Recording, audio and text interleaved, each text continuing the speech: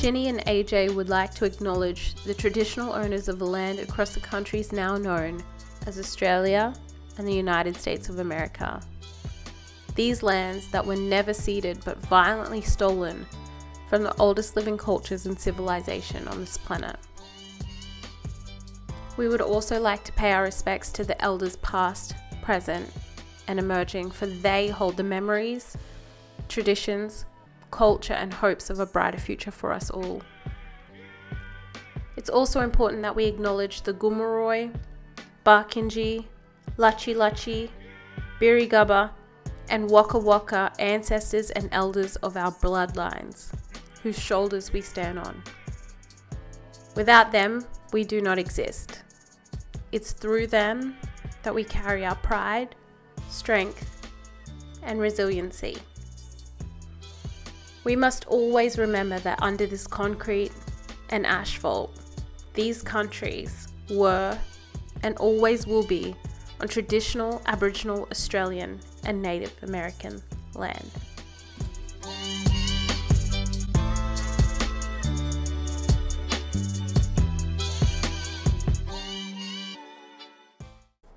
Before we jump into today's episode, we wanted to let our listeners know that today we cover the subject matters of emotional, physical, and sexual experiences, with descriptions of emotional and sexual harm that our listeners may find triggering or distressing.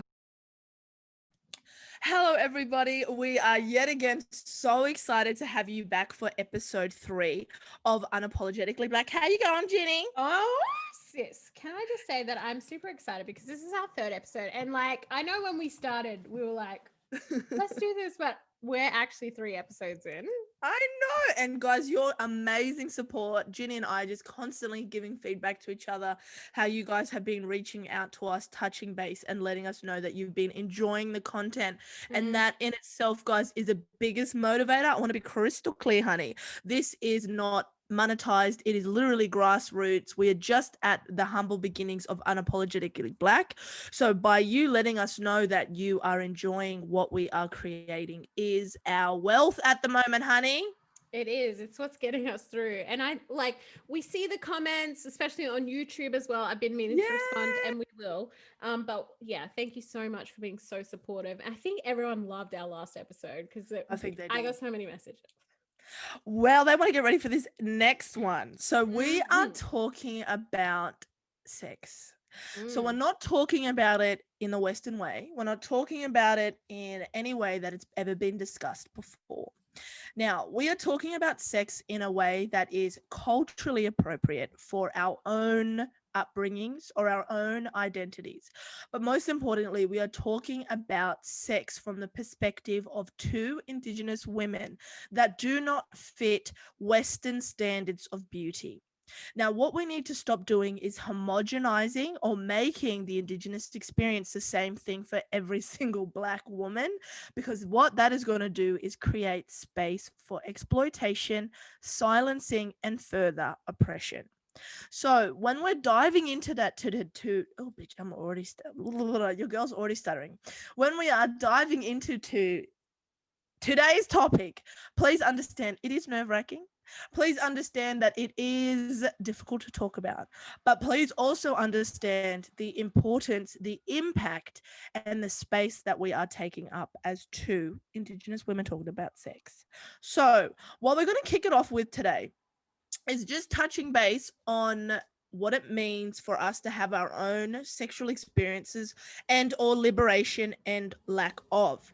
We will also be talking about sexual exploitation, so the ways that we're seeing many Indigenous women become sexually exploited. We will also be touching on hypersexualization of Black women. I will be discussing a little bit of the historical context behind that and how sex in itself has become a commodity. So sex for many colonized countries was a way that the colonizers were able to exploit the Indigenous populations, much like they did with tobacco, alcohol, and other toxic substances. So keeping that in mind, guys, please understand and respect the space, but also understand, guys, we are not speaking on behalf of anybody except ourselves. With that in mind, Ginny, would you like to kick it off with a little yarn about what has your sexual experience been like. Are you comfortable to speak about it? Do you feel like you're enlightened or opened, or are you still on a journey of exploration and feeling comfortable to talk about it? Where are you at on your journey? You're muted, babes. Sorry.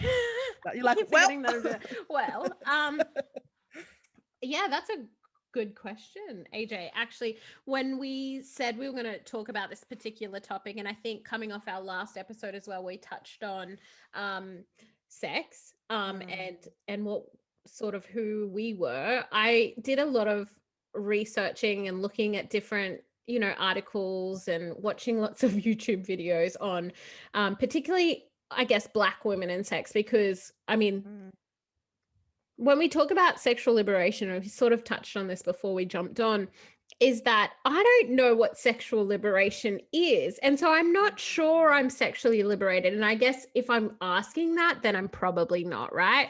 So I'm thinking I'm still on a journey to find my sexual liberation. And I think it's important to say that sexual liberation is going to look different from you to me to our listeners to whoever, so I think that's important. Like thinking that you have to live up to some sort of like you get to level 10 of sexual liberation, that's not real. So for me, I think I've had an interesting relationship with sex, and I think historically Black women, we've had a very tumultuous relationship with sexual pleasure. And I think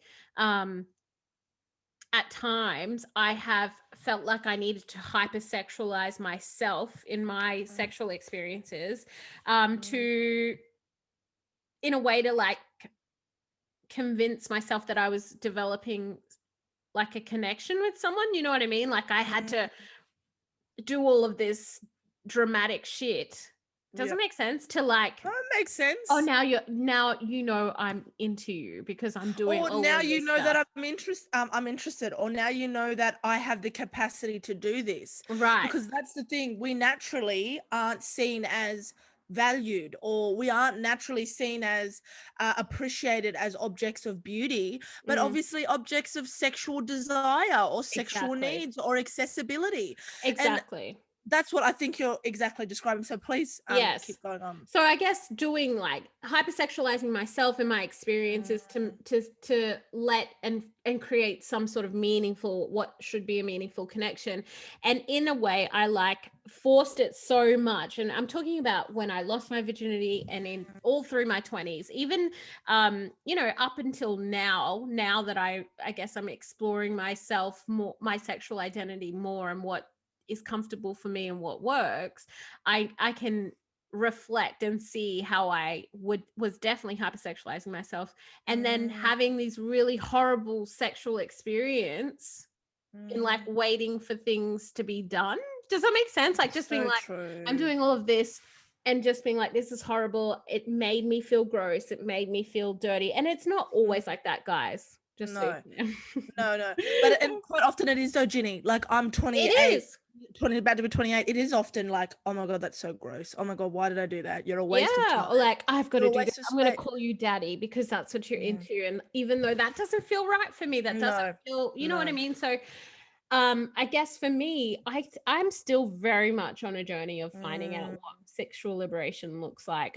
But for, I guess the most part, I just want to feel comfortable in having sex and feel like, and in my sexual identity, feel comfortable, but also get my needs met, sis. That's my needs met. That's exactly right. And also just feel no shame about the situation. Yep. That's it's been super difficult. It's not easy. It's not. I was about to say. So just because Ginny is in that, I feel like that's almost a defense mechanism that women do, and especially Aboriginal women. When something's really hard to talk about, we'll just say it in layman's terms. Yeah. Oh yeah. Well, I've got to raise my baby. Or oh well, I just need my needs met.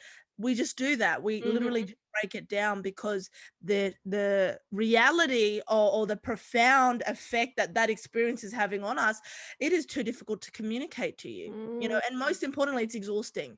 So I think what Ginny is saying is so profound and so important, and taking it back, guys, to the concept of sexual liberation. So sexual and liberation.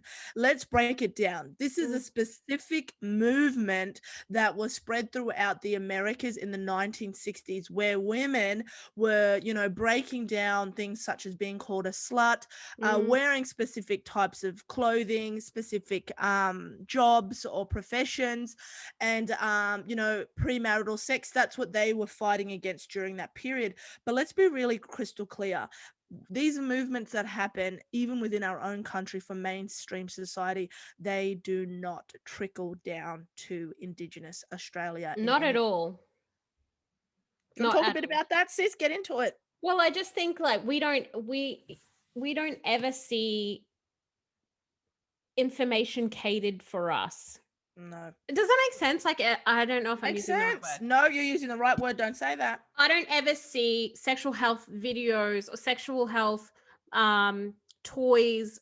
Like if we're talking sexual pleasure, I don't ever see myself represented in that space. So for me, again, it comes down to like a shame factor. You know what I mean? When we talk about sexual liberation, I don't think of kinks. I don't think of fetishes. I don't think of like, I'm going to explore this new thing. I think of sexual health. That's it. So true. And I think that a lot of Black women, Indigenous women are going to think more in that way rather than, your average white woman talking about sex. True. We're going to have polar different ideas of what exploring sex looks like. For us, it's going to be more health wise and wellness. Health-based. And for them, it's fun and it's cute. And, it's so true. It's feminine. It's girly. We can chat about it. Like, I don't meet my girlfriends. Like, we may say, let's go to Big Budu. Like, we may say things like that, but we don't get into it. Like, maybe that's me. I don't know. Ginny, do you have similar experience? Definitely. I mean, different with my white friends, but I'm always like, oh, okay, we're talking about like, and it's about that code switching again, knowing that's when right, Ginny. You have to do all of that stuff. It can be quite exhausting. But I think it's important as well because we didn't grow up being taught these sorts of things. And we're not having these conversations. No. Yeah. And we're not talking like even amongst our own sister girls. So like, guys, like most Black women, if you're listening to this, you sister girls know what I mean. I've been everywhere. So I've been to universities, I've been to college, I've been to Indigenous Koori centers, I've been at different friends events, I've been to hip hop nights, I've been to R&B, I've been to all around throughout different spaces with different types of Black women, because yet again, honey, we're not all cut from the same cloth. I know you like to do that, but it does not happen. We do not talk about, oh my God, do you know what happened last night? He did this, or we did that, or she did that, and then oh my God, it was amazing. I've never had that in my whole life. Like a sister girl might say, oh yeah, well you know what? It was just life changing. oh yes, it was amazing. Or I've never tried. Have you ever? No, we might do that, but we'll have You're not going to get into the details. No, we're not going to get into when it happened, how it happened, what happened. We're not doing that. And again, guys, this goes back to the concept of sexual liberation. We have not had a transcending movement that has uplifted us out of this colonial framework and mind frame. For example, as you guys know, if you've ever seen Condom Man, he was a profound impact on the Indigenous community. It was never before discussed in the way that it was by Indigenous people, Indigenous creators within Indigenous space. So Condom Man was first developed in 1987 by a group of Indigenous health workers in Townsville. The campaign sought to promote and encourage condom use among Aboriginal and Torres Strait Islanders. The popularity of Condom Man has increased over the years, appealing to the wider Australian population and even other countries, guys. So it shows not until 1987 did we allow condoms to be openly discussed, shown, spread, and visibility around sex or sexual protection. Guys, that is an entire 27 years after the sexual liberation movement in America. Mm. 27 years, guys. I am 27 years of age. That is a long time. Let's look at the power behind these types of things. Now, Ginny, growing up, did you know about Condom Man? I did actually, because going down to Musgrave Park, Condom Man was always there handing out condoms, and I think I still have a Condom Man condom in my wallet. Wow. That has never been used, but I do remember Condom Man, and I think And the now sentimental value behind that, like just Right. keeping it in your wallet, guys, that's so profound. Right. And I think they've come up with a few more characters Yep. and stuff now, which is deadly, and doing like dams and stuff like that for look, that was probably the only representation that I ever saw. And it obviously was super important because it's such a taboo subject for Black fellas that even then, having that conversation, grabbing a condom, there was a little bit of shame in me. Like, Shame, exactly. It wasn't until everyone else around me was doing it that I was like, okay, I'll have one, not knowing how I was going to use it or when I was going to use it or any of that stuff. I was just like, okay, I have this here now if I need it. You know what I mean? Like, so I think there's still so much work to be done in this space. So much work. And speaking of work, Ginny, that was another thing I wanted to touch on, guys, is my own experience with sexual liberation. Where are you at? It's been a journey. It's been a journey. We're going to be unapologetic. Right. Today. Let's go there. We're going to be unfiltered, bitch, because I've had enough of women like me being held to these standards. Or again, exactly the same as you, Ginny, of expecting to be, this respected woman or the next, aunties or the next elder. Like, yes. I have an entire identity. Like, just because you see me, and I have had Aboriginal men come up to me and be like, oh, I just see you like a sister. Or I just see you like, one day you're going to be like blah, blah, blah. Can I be embellished in the moment? Can you appreciate me for the woman that I am today, not envision me of something that I'm going to become? Because let me tell you crystal clear, I'm going to be the most amazing badass elder. But let's just go enjoy being 27. So getting into that, let's cut to the chase, honey. I lost my virginity to my child's father. So that in itself was another reason why we have been so connected for so many years and so long. And it was an amazing experience. It was lovely to be able to be loved and appreciated and respected from someone that I lost my virginity to. But guys, that has also alienated me in my experience. So I'm trying to talk to other people about when they lost their V cards. I was 19 turning 20. Okay. So I was a late bloomer. Same. I was 18. Yes, and Ginny, that 18 and 19 is like old. Like it is when everyone else is having sex at 14, 15. It is. You just feel like there's something wrong with you, because you're not having. I literally thought there was something wrong with me. And here's the thing about me, just really quickly. When I lost my virginity, I wanted it to be special because that's again, I think, and you would know, like your conversations with your mum and my experiences in my mum. I knew that I didn't want to be. Again, my mum was, I think, in my views, I saw her as a very hypersexualized person, had a lot of boyfriends, had a lot of situationships. Relatable. I was like, I'm going to save myself for the right person. And I had it Christmas Eve when I was 18, and it was a huge mistake. But anyway, on with your story. It was horrible. Sounded like the trauma. The trauma. Literally, I didn't even have that. It was like, it was nice. It wasn't what I thought it would be. I was the same as you. But do you want to know what I thought, guys? This is the impacts of colonization on Black women. I have been raised by my dad's faith. So like traditional law, culture, whatever you want to call it. And I've been raised Christian by my mum. I literally thought, oh my God, God's watching me. Same. Did you think the same thing? Yeah, because my grandmother is super religious. I knew you were going to... I thought for sure I was going to hell. See, sis, that's what I mean, guys. Then guys, I'm going to strike me down. This is why it's so important to have this conversation, guys. These are the impacts of colonization on Indigenous bodies. And you may be a non-Indigenous person and you may be thinking, I thought the same thing. My family's very religious. It's very different for us. Yes. In our communities, the dangers or the traumas that we have to navigate within our family structures, intergenerational trauma. Then there's racial stereotyping, discrimination, and prejudice. Then there's not feeling beautiful and being racially degraded because you are Indigenous. And then there's having no role models, no mainstream representatives in mainstream society. So let's not go there, because I'm not going to go there. You cannot compare chalk and cheese. This is not oppression Olympics, honey, but let's be crystal clear. And our bodies are disproportionately subjected to violence and scrutiny. Oh, she hit him with the home run. Constant. Thank you, honey, for the reminder. So like I said, this is getting real decolonial and really quickly, because we need to. So we're not getting into oppression Olympics. It's chalk and cheese. Let's be crystal clear, but stay in your lane and I'll stay in mine. Yes. So back to what I'm saying about the fear of God. That is colonization. Our people were told repetitively.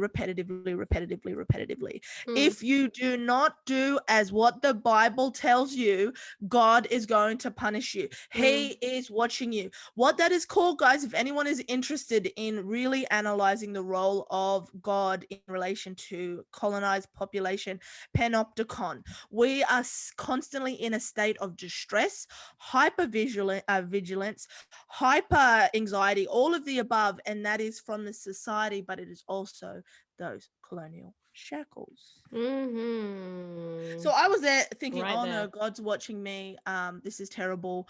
So I obviously was with my partner for a number of years, on and off, but still very dedicated to him, on and off for going up to 10 years. I have had other partners, so I'm not going to be ashamed to say that here, but it is very awkward. I have had other partners more later in towards a breakdown of our relationship, on and off, but it was always that. It was always just partners. It was never willing to open myself up emotionally, spiritually, to try other relationships. So let's be crystal clear, guys. Having a situationship is not the same as having a relationship. And do I think what I've gone through in my life impact my capacity to love someone, to want to be loved? Hell yes. Because if you think for a second, and this is what our Western society has us thinking, sex is sex, love is love. No, honey, they are twins. They are, how do I word this? Let me find another goddamn analogy. They are the wheels on this train. They are the wheels on this train. Trains don't even have wheels. They are the wheels on this vehicle, okay? Don't for a second think that they are not connected. They are innately connected. That's on a biological level. That is on a spiritual, all of the above. But let's get into some real tea, bitch. When I was about 22 years of age, I did some reading. I'm choking. What kind of reading? I'm scared. Bitch! I did reading into sexual energy. Now, don't quote me. Don't quote me on it, but I live by this, okay? So there's different degrees to this that you can get into the reading, okay? So there's sexual fluid. So they believe that once you mix fluids with somebody else, that can connect you to them like differently, okay?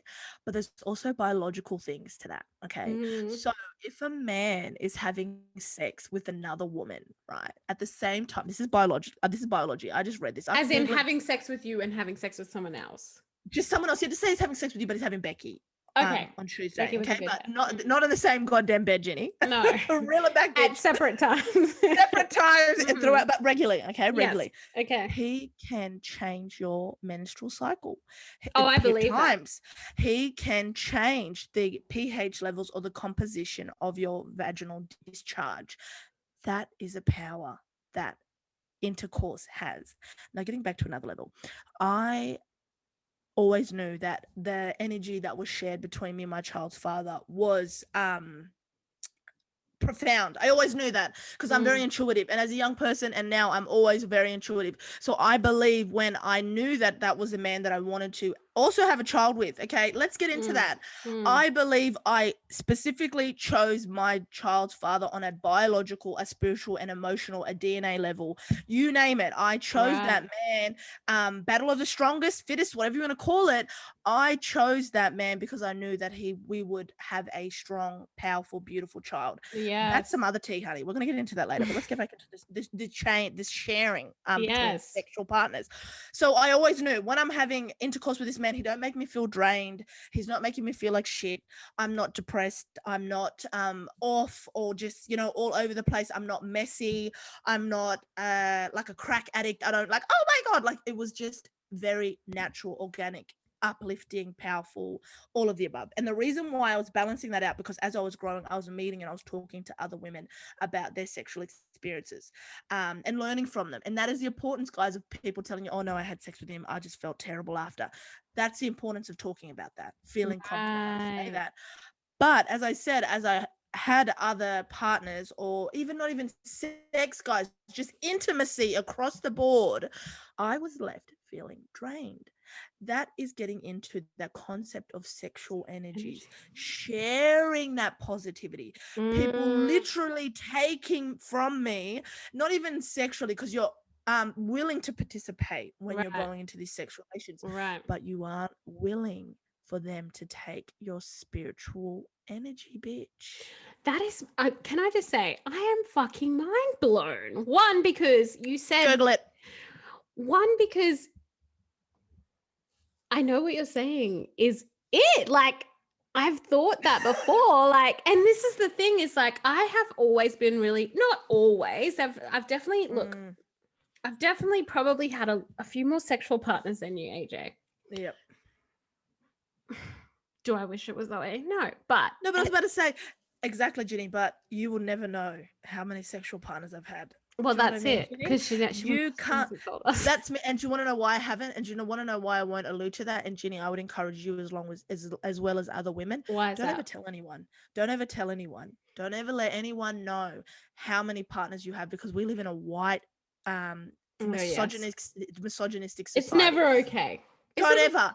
And look, here's the thing, is that I'm not ashamed, because I think even every situation I've had, whether it be good, bad, or indifferent, has been a learning experience in some way, shape, or form. That's it, always. But going back to what you were saying, the exchange of energy, for sure, I've had to be very there has been a period of time where I was very particular about who I would sleep with or be intimate with, because I know that when I move into that space, generally I give more than I get. I've always felt like that. Honey. I give more energy, however which way you want to look at that, but more energy into the situation than I have gotten in return. And so sometimes I've made excuses or made allowances for situations that I wouldn't have like normal, I guess not normal, other people may not have. Do you know what I mean? That's like, so true. And I think as well, intergenerationally, my mum having a very addictive personality in every way, shape, or form, whether that be with substances or food or whatever, but particularly with men, that when I have had a sexual experience with a man before, I can get attached. I can get, and it's never happened really. And this is why I think that bitch, what am I trying to say? The energy exchange that happens, because it's only at that point that I'm like, oh, I think I like him, is when that happens, because that energy is like so intense, right? Before I'm like, oh, he ain't whatever, I'm not really interested, it is what it is, or he's kind of cute or whatever. And then I've moved into that space and been like, oh my God, I think I like him. And so I've had to be really careful about who I give myself to in that space, because like you said, even though you articulated it in a way that made complete sense to me now, that I'm like, oh, that's what was happening, is that we were exchanging some sort of energy. It's so true. Before I was just like, oh, something's wrong with me. Like, that's literally what you think, guys. So we've got the spiritual level, and I'm going to get a little bit into the biological level. So I've written down some points in relation to what happens to your brain after sex. Ooh. So let's get into that. But again, guys, my predominant belief is everything you said, Ginny, around more effort, more energy. So if you're a woman, if you are having a shower, fixing your hair, putting earrings on, doing an outfit, thinking about what you want to do, when you're going to how you're going to do it, what you're not going to do, all of that, guys, is energy. But also when they leave and you've done what you set out to do, why do you still feel exploited? Okay, so we're going to get in. It was premeditated. So let's get into it. I love this. So this is the biological level. Let's get into that because we've got our critiques. Like, let's be real. People don't always want to talk about spiritual energy, but let's get into biology. Right. So number one, oxytocin is released, making you feel connected to your partner. After sex, often referred to as the cuddle hormone, is released, especially in women. Experts say oxytocin gives us the warm and fuzzy feeling after orgasms that make many of us want to nap, sleep, or get comfy. If open to connection, this hormone makes us feel connected or attracted to the person we have just slept with. Oxytocin also has pain-relieving properties that can help alleviate symptoms we may have been experiencing before or during sex, such as stress, headaches, discomfort, or from rougher play. 2, the cerebellum is activated, which processes emotion. The cerebellum is a region of the brain involved in a more complicated analysis of the world, including motor functions, balance, and increasingly some emotional processing. Activation in your cerebellum occurs throughout the sex to increase muscle tension, which is related to sexual stimulation. This tension can create a pathway from orgasm. Dopamine. I can't even say it. Like I said, don't come at me, honey. I did not do P in year 12, honey. Dopamine releases, making you feel high. The neuromatter dopamine is released during pleasurable sex, and it floods your brain during orgasm. Dopamine gives us the feeling of euphoric reward. It makes us feel like we're achieved something wonderful, like winning the lottery, says Francis. Doctor. Go on then, Francis. Dopamine. I cannot. Dopamine is one of the brain chemicals involved in addiction, Ginny. It tells us that was good, we liked it, we should do that again and again. Literally. Number 4, the hippocampus is engaged, which can affect memory. For some, sex with someone feels like a blur. For others, each detail of the experience seems more memorable. This has to do with the hippocampus, which is engaged during sex and can affect memory. Depending on the context, the involvement in sex can either enhance or worsen your memory. That's powerful. Number 5, the orbital cortex is shut down, which can affect decision making. Oh my God, let me tell you. Orgasm shut down the orbitofrontal cortex of the brain, a region responsible for decision making. Although just one moment, a pause in function, or the lateral orbital cortex creates that out-of-body sensation, sometimes experienced during orgasm. This may look like a spasm, a tic, a limbness, or a sense of being overcome by your orgasm. Hope that helped. Go. Did we learn about this in high school? Why is the Australian government failing its citizens? Why are we not learning about the impacts of sex on your brain? Why can't I know that? Why did I have to go through feeling like I was gonna love that person, or that they were gonna love me? Why do we have to go through that? To this day, that is why I'm celibate. I'm done. We're going to get into that later. But that is one of the reasons why I'm abstaining from sex, simply because I recognize that I have a lot going on emotionally and clearly biologically. Yeah. And here's the thing. I think when we touched on the condom man thing before, actually, when you were just talking now, it kind of triggered me in a way, because it made me think about, you know, how great Condom Man was, but I think as well, like a very different approach to sexual liberation for what we're seeing in the US, right? Because for me, growing up, and I think even before me, probably, you know, my mum's generation, and definitely before then, and so on and so forth, that sex, once colonization came about, intruded their way upon us, that sex is either health related or it is bad. For Black women, I think specifically, it's either hypersexualized, or it's dirty. There's no in between. There's no in between. It's And not seen as normal. yeah, that it's a function. When you do have sex, this is what's going to happen to your brain, and you're going to feel like this, and this is how you might be able to navigate or understand that that's that's what's happening. Exactly. And like you were saying, Ginny, before we talked about this, we didn't have the sex talk. Our parents did not have. Never. And not even to this day. I wish I could ask my mum.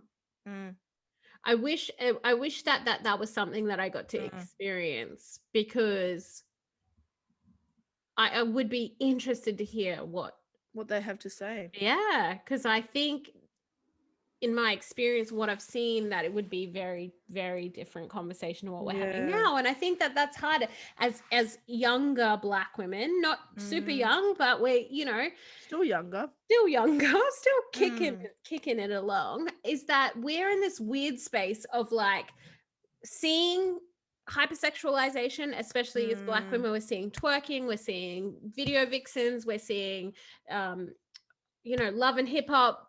We're seeing these personalities being pumped out to us and showing this what sexual liberation might look like to people, and then also living in this other world of being like, we were never taught about sexual health and education. And I mean, if we did touch on it at school, I didn't enjoy it. It wasn't something that I wanted to be part of, because I was always told that was something that we didn't talk about. So it was naughty almost. And I think that's the hardest part, is trying to figure out like how do we move into that world of being like, okay, yes, you can love yourself, appreciate other women, what their body looks like, how they're expressing themselves sexually, and then where do I fit in that space? It's so true.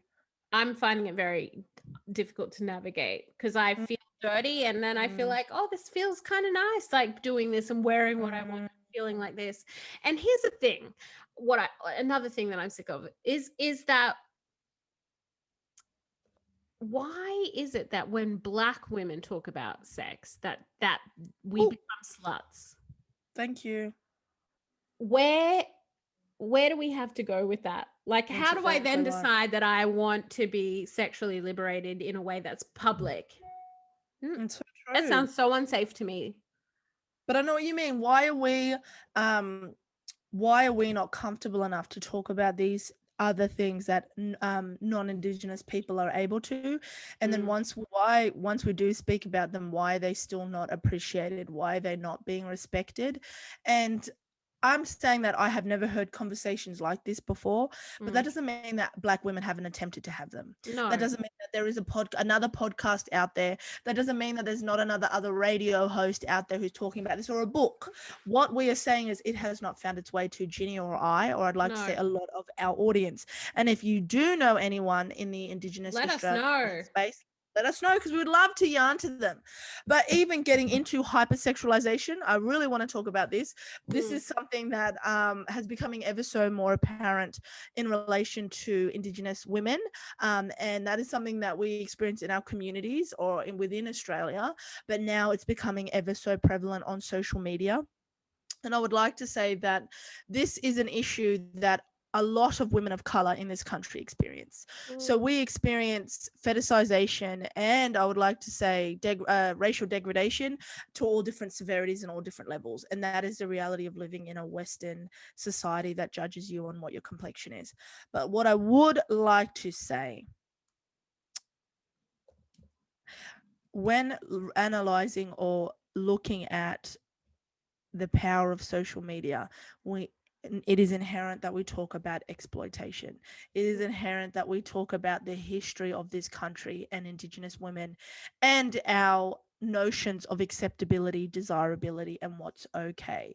Now, when we're talking about hypersexualization, we also need to talk about women empowerment or women's sexual liberation and celebrating being sexual beings or just being who they are. Because that's the other thing, guys. When we see a naked woman, we have to stop thinking, oh my God, she's being hypersexual because she's wearing a bikini on social media. No, she's not being hypersexual. That's her body. That's her little body in a fucking bikini. It may be a thong, but that's her body. But let's understand, guys, why is it more accepted? Why are certain types of body types accepted, even within the Indigenous space? Why are you can't be this, you can't be that, you have to have colored eyes or even fair complexion, you have to have a flat tummy, your bum has to look like this, you can't have stretch marks. We are applying the very same Western values that we have become indoctrinated into in relation to sexuality, in relation to Everything. desirability, in relation to social media. And that is a goddamn tea. We need to recognize how we have internalized Black women negatively, because that is going to impact directly what children and what the future generations are consuming via social media. And you may be thinking, what is the point of talking about plus size bodies and sex? It has everything. We need to take a decolonial processing framework, guys. Everything is connected. The spiritual energy that I was talking about, fluid exchange. I was talking about actual change of bodily fluids, if that may be through orgasm, if that may be through spit or sweat. On a spiritual level, there is the chemicals in the brain, there is body image, there is colorism, there is hypersexualization, there is everything. And that is why it's so important where women of color, or specifically Indigenous women, in relation to talking about sexual conversations for Indigenous spaces or people that may want to become re-educated, that we are spearheading these conversations. Do not devalue the importance of Black women like Ginny and I are today, coming at you to speak from lived experience. We're not bringing a guest on here because we don't have lived experience. We're not bringing a guest on here to use her cultural capital or exploit her. We have our own stories, and those stories are integral in finding solutions, and those solutions are found through yarning. And that's the thing, right? Because I feel like in a way the next generation, I hope will be better off, because they will see themselves represented. They get to experience this whole plus size movement, which is beautiful. We're just seeing and color, women of color being represented. And I think, and now I'm sure we're not the first people to ever, as Black women, Indigenous Black women, Australian Indigenous Black women, to break it down for all your mob who don't understand who we are, talk about sex. I'm sure we're not the first. I'm sure we won't be the last, but we just want to make sure that our voices are being heard, because I know I'm one of 10 children. We never talked about this stuff. And I think it's so important. And we're taking up a space, guys, that is very unique. We're talking about sex in a way that is very different in relation to touching on a variety of different topics in a way that enables you to have insight. We're not just specifically talking about the actual act of sex, because there is so much more that goes into that. And I feel like that is innately learned from being a Black woman. AJ, super excited to have our friend Anthea come on our episode today. Anthea is a somatic psychotherapist, cultural ambassador for the Mental Health Foundation Australia, and the managing director at the QueenMode Collective. She educates internationally on relationships, sexual and emotional well-being, and leadership. She is a trauma-informed practitioner specializing in human, social, and sexual behavior. We would really love to welcome Anthea to Unapologetically Black. Go. So we are going to get stuck into today's conversation.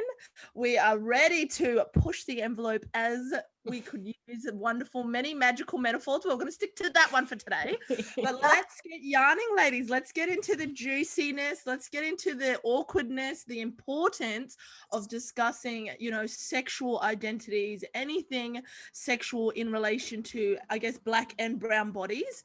So let's get stuck into it. Do you want to tell us a little bit, Anthea, how you have come, I guess, to begin this journey, but then also B, share with everyone? Because I feel like having the confidence or having the ability to even go on a journey of openness, experimentation, willingness, but then also share that quite publicly. Do you want to give us a little bit of background? Where to start? God. I guess for me, I thought I was a sexually liberated woman. Like, I really did. I thought I didn't have a lot of like lovers or boyfriends. I was actually always in long-term relationships from high school onwards. But what I did recognize early on is that I was desirable. I think girls especially, we notice very early on that a smile can get us what we want, a look can get us what we want, a little, and I learned this very, very early on. And I used that. I used that quite comfortably, and that's because my mirror, which was my mother, was this desirable woman that was like being followed and stalked and the flowers left at our door, and that was my mirror. And so I was like, cool, like that's how we do women. That's how women do. And but my mother was also a very like volatile, I was very scared of her, so she had this very like desirable sexual energy that was very obvious. And also this like really fiery, scary, demanding energy, which was also very obvious. And depending where you, so this is how my sexual psyche developed, and this is how every woman's sexual psyche essentially develops. And so I was either this kind of, in terms of getting what I want and dating, I was either this very like, oh, you know, I'm just a very innocent young thing. I'm here like, for it. Or it said, give me what you want, like give me what I want. Like I was either this like drama queen and you know, you give me what I want and worship the ground I walk on, or like, oh, I'm just this helpless thing, please rescue me. And that was kind of the merry-go-round in my relationships that I would follow. And then literally 4 years ago, 5 maybe, as I went into health and well-being, I started it would be 6 years actually when I started studying Ayurvedic medicine. That's amazing. Yeah. Educated Black women, I'm here for it. We love it. Yes, girl. Well, this is about perfectionism and people pleasing, but we'll go over there. Yeah. Whatever gets you there. Whatever gets you there. True. But yeah, it's worked in my favor, absolutely. So found Ayurvedic medicine, found Tantra, and then I moved to Brisbane for the first time. I just split up with my husband. We were married for 10 years, 2 boys. Generally the perfect life on the outside, had my own business. We basically like had some goals and we met them. And I was like, cool, now that we've like reached all the material stuff, like let's start working on our relationship, on intimacy. And he was like, mate,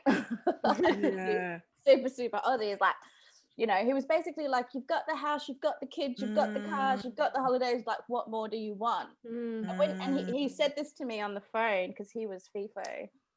And I was like, I had been told that that's all I needed to have as a woman, like a man that looks after you, and that he did that. I remember the day I decided that I was going to marry him was because he was like, I was like, wow, he's going to be a good father to my children. And to this day, whatever I think about him as a man or how he relates to me, he has been safe, secure, and stable for my boys. That's so powerful. So that, what's the word? That intuition you had about him was so right, you know, and I guess that's that determining factor of motherhood. And that's really, and what was really interesting as I was going through, I guess, my sexual liberation and really unraveling what the demise of my relationship with my husband, and also the building of myself in that, was the fact that he's exactly the man I want now, but now I understand what the man I want now is for me, not just for the money, not just for the security, not just for the protection, not just to assure that I will be taken care of physically, materialistically, but will I be taken care of on a deep soul, intimate level? So beautiful. Yeah, and so it was a very, so the last the sort of the years preceding the end of my marriage up until now, I'm always a student of my work, was actually understanding what it means to be deeply related to myself, deeply associated so true. to myself.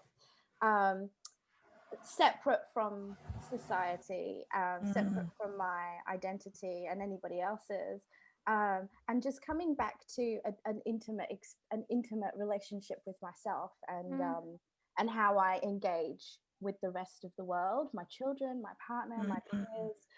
How do I, and this is very tantric, but and I guess I came to Tantra because it's what I believe. I already knew this in my body, and I found a language for it in Tantra, which was, how do I make love to my life? How do I express the energy that is nature within me? How do I express that and engage with that outside of me? And that has been my journey for the So past beautiful. 6 years, and it's been wild. It sounds, girl. yeah, it's so exciting. And I think, like, because I mean, correct me if I'm wrong, but you're a somatic psychotherapist. So can you explain to us what exactly Please break that it down. is? Break it down for us. Okay, so somatics means of the body. So our posture, the way we move, that's what it means. And it also means sensational, so feeling sensation in the body. So so this would be our sensory experiences also related to our physical body. So that's the somatic aspect. And I learned that through studying a somatic sexology. So as a somatic sexologist, it's understanding the physical sexual anatomy and how, so for example, if people are suffering from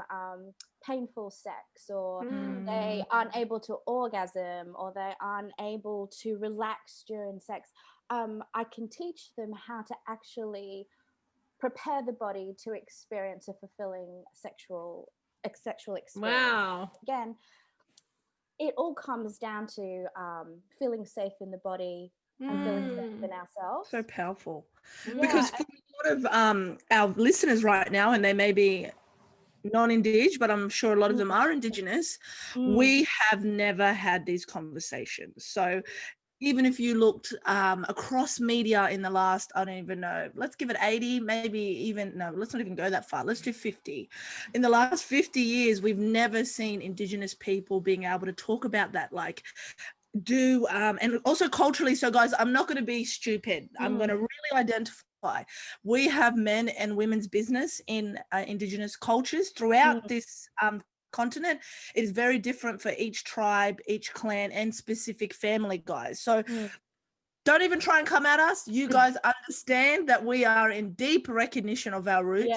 And from day dot, we've continuously made it very clear that our thoughts and opinions don't reflect the whole goddamn Indigenous community.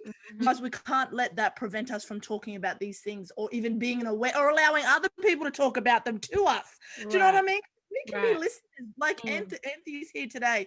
We can learn from other people who are empowered, who are in positions to let us know and talk about these things, because we are in contemporary society, guys. We need to tap into people like Anthea. We're unable to speak to specific elders about this type of knowledge as a result of colonization. Because don't for a second think, guys, that Indigenous communities, peoples around the globe, didn't have ways of healing and understanding what you're exactly talking about. And ultimately, it was when I really connected to my own Indigenous heritage and my own lineage, is when my actual ability to practice, my ability to relate to women, Black women, is when that actually became really alive for me.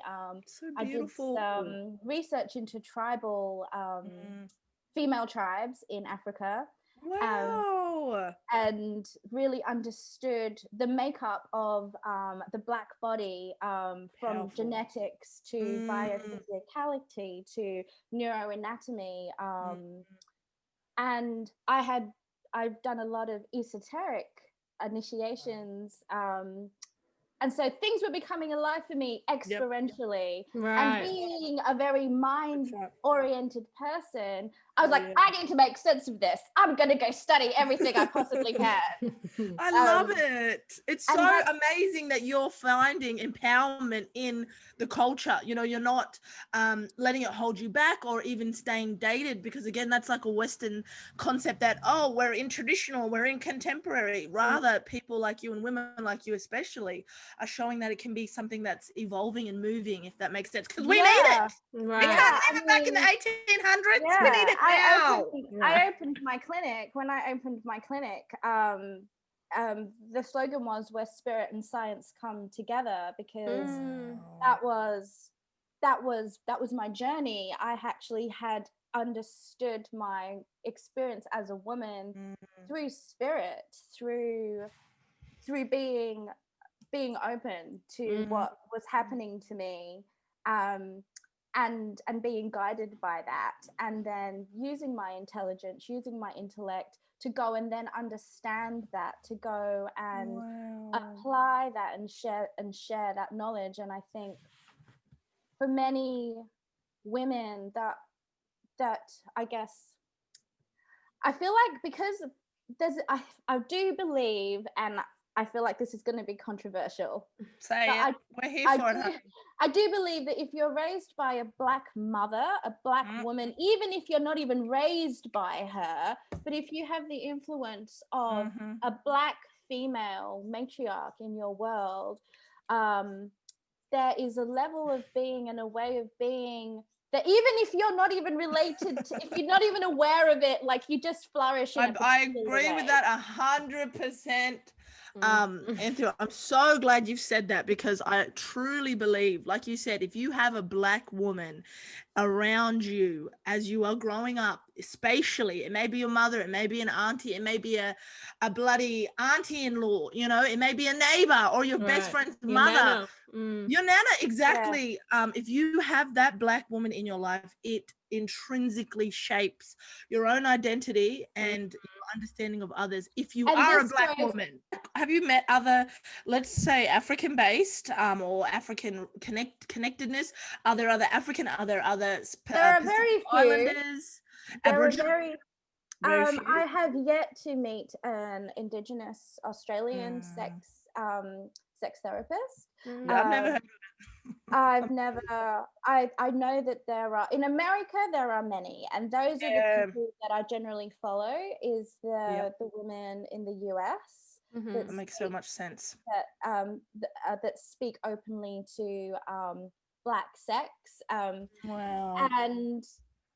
And it's something that I really wanted to, that I've explored in its entirety now. Well, it will never be in its entirety, but bringing Black women to the conversation of sex is very different. When it is a very different experience, because firstly, the Black woman is sex.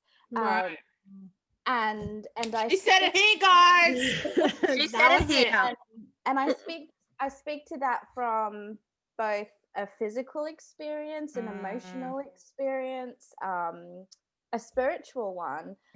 And I think that's interesting that you touch on that, because I think, like, historically our bodies have, you know, we've as Black women always struggled to find autonomy in this space. So I do have another question. Sorry, I'm going to be the question person. As a person who is a woman of color, you know, for me specifically, I think, well, not just me, but I'm speaking on behalf of myself. Sorry. Therapy. Be careful, Jenny. You don't want your auntie calling up telling you be talking on behalf of her. I keep thinking about what I'm saying. Therapy, even the word therapy is kind of scary. It's a very and I think kind of taboo for Black fellas as well. Like when you start talking about counseling or therapy or seeing someone, that sort of can mean a lot of different things for Black fellas. How would you, I guess, encourage people who are interested in speaking to someone about sex and their relationship or having a healthy relationship with sex, go about speaking to someone? Like, how would you, I guess, encourage someone to do that?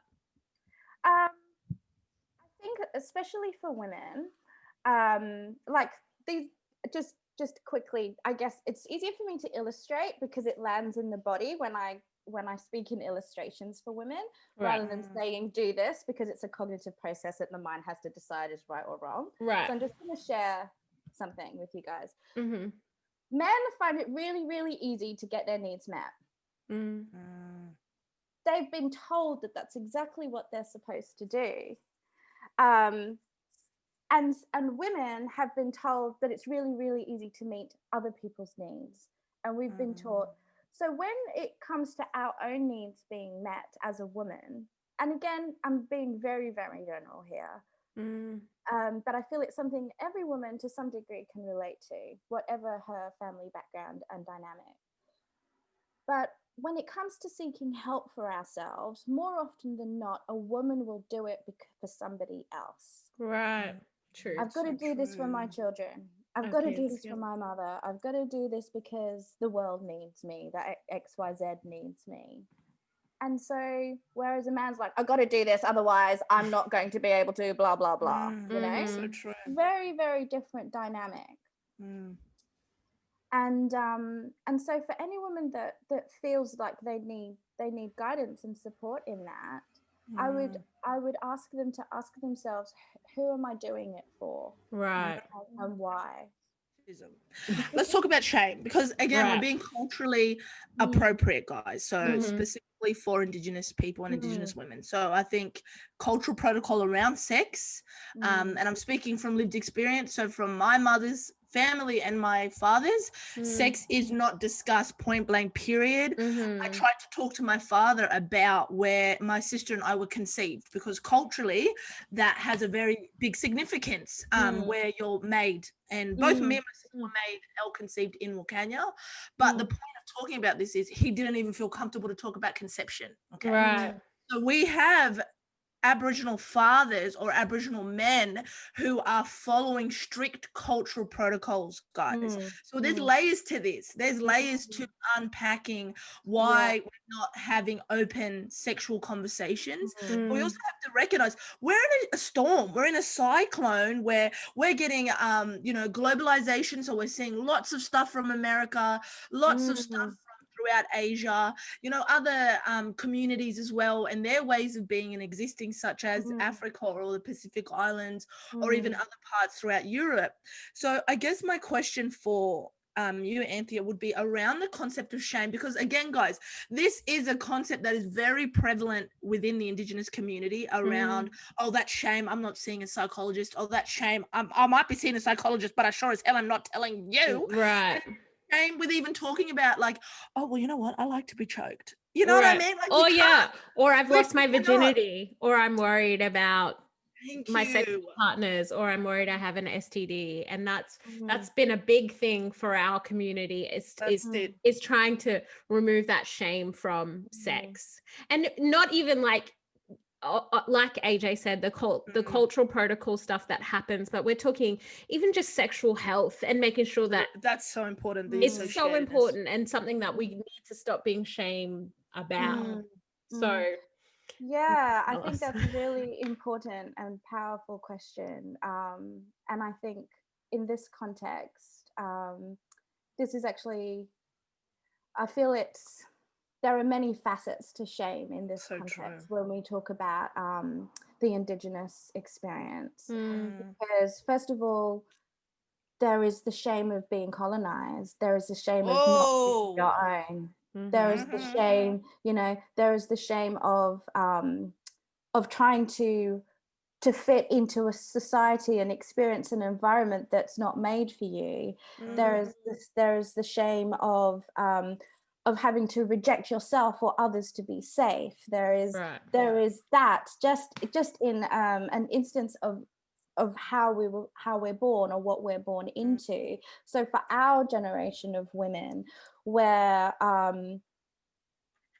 there's so much intergenerational shame that would have been passed on, and so we've got that, and then we've got these images of over-sexualized, hypersexualized, exotic hypersexualization, guys.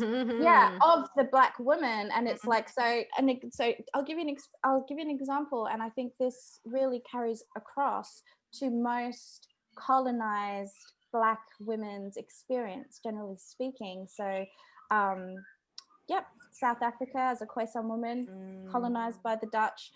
And of course, I learned that the apartheid regime in South Africa was mirrored to that of the very first apartheid regime that was set out here in Queensland. So that was, and I mean, I did my uni dissertation on the Black experience, and I didn't even find that out until I sat in circle with another sister at my first QueenMode event and learnt about that. So that was an education in of itself. Anyway, so my mother, like I explained, this dominant, ferocious female, this hypersexualized woman that men literally threw themselves at and obsessed over.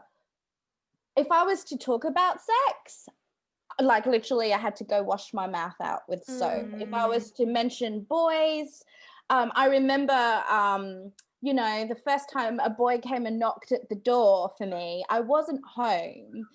And I've come home and my mum and these 3 boys are sitting in our lounge room. And my mum's giving them a lecture about why there are 3 boys knocking at the door for me. Right. So that was like the and the shame I felt. I was about to say shame, removing the normalcy of a boy just knocking at the door. And again, Yeah. if I look at if I go back to my Indigenous environment of South Africa, and my cousins' experience, where the most brutal sexual atrocities are happening to women and girls all the time. South Africa is prolific. It's absolutely atrocious. We cannot speak about it. We cannot speak about it for 1 minute. And I believe the reason why this is one is not only have we been decolonized and essentially men castrated and women violated physically and emotionally and spiritually, that's entirely out of their control. When these things now show up naturally within our community, whether with or without colonization, that's just another insult to injury. How do we have that conversation now when we're still trying to like remove the shackles of colonization, remove the burden of being stereotyped or being called this or being called that? And least of all to the people that we love, you know, when we live in community, we're all holding each other up. So true. And with shame, or to remove shame, we have to give each other permission to actually to say we hold each other up in different ways. It's not about holding up a particular perspective or a particular image or a particular tradition or even culture. It's about holding each other up. So true. And I think that leads us on to one of our final points in relation to exploitation. So I think specifically what you just said, Anthea, it's so powerful around not depending or leaning on each other or opening up to each other. We're allowing men, or if you are in same-sex relationships, whatever's happening for you personally, we're allowing that other party. But let's talk a heteronormative. I'm in one, Ginny, and I believe Anthea is so right now. That allows them to have the control. That allows them to talk about their sexual exploration or their sexual preferences or their desires. What that prevents us from doing is having open dialogue. And I think it ties back to colonization, is who has bore the brunt of colonization?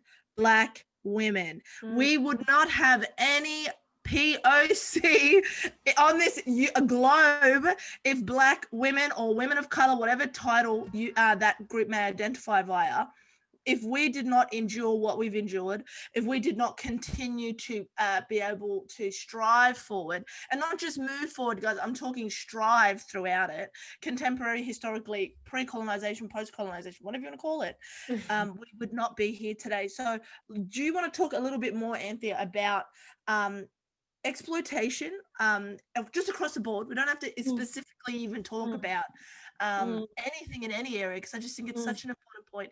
And maybe some tips or ways to identify that, you know what, exploitation is happening here, or it's about to happen.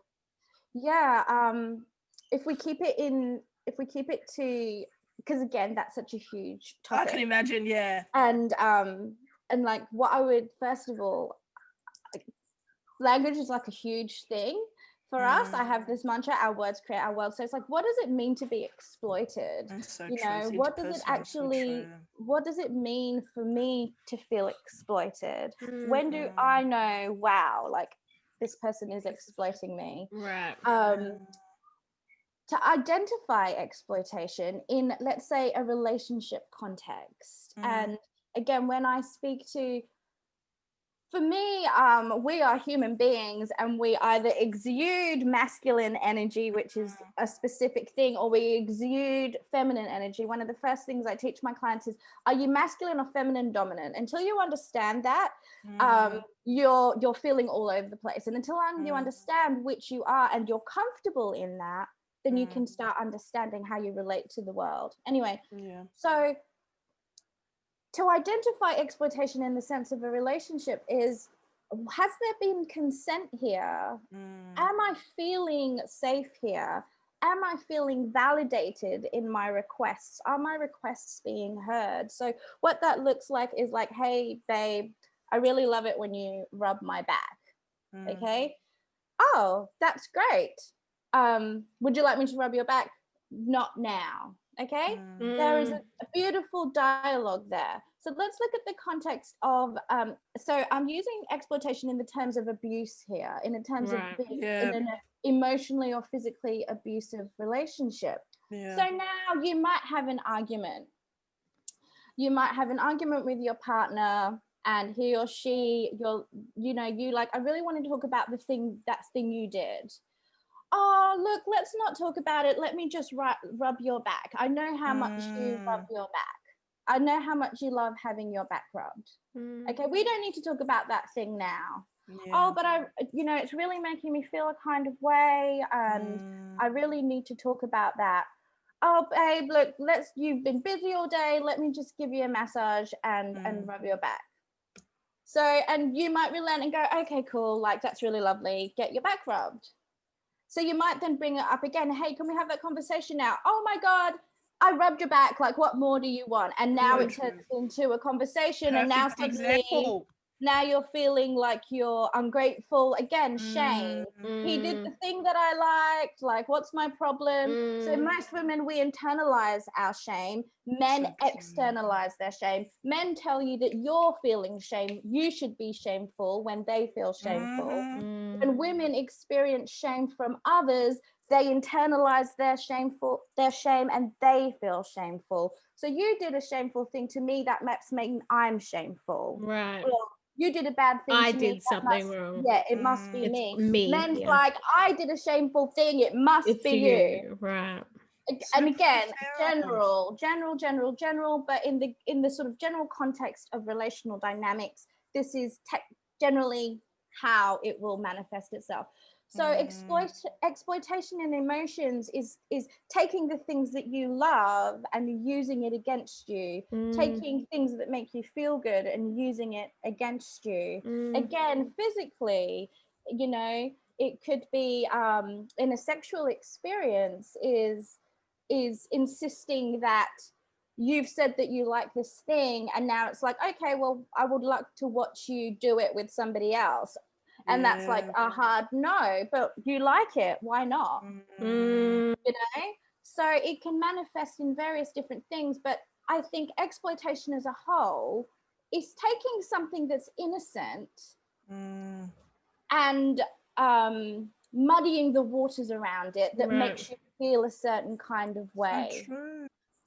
It's so powerful. And again, Anthea, thank you for using examples, because I feel like that's what breaks down the difference or the connectedness between us, is talking about something hypothetically and then giving you a bloody example, giving you something where you can sit there and be like, you know what, that makes sense, able to learn from it. And again, that is a gift, guys. So we're going to be definitely posting Anthea's socials. Follow her on Unapologetically Black and our own personal socials, because we have to support, we have to endorse, we have to appreciate women of color that are coming into these spaces and using their skill sets, their ability to communicate and transcend Western normative ways of talking, because it can be so disempowering, these types of conversations. You know, you can leave them feeling like shit. You can just leave them feeling like there is something really wrong with me. But I know I've left this conversation knowing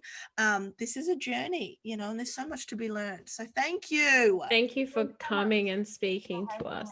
Yeah, thank you. It's been so appreciative. It's been really, this is just like my most favorite thing. Stop it.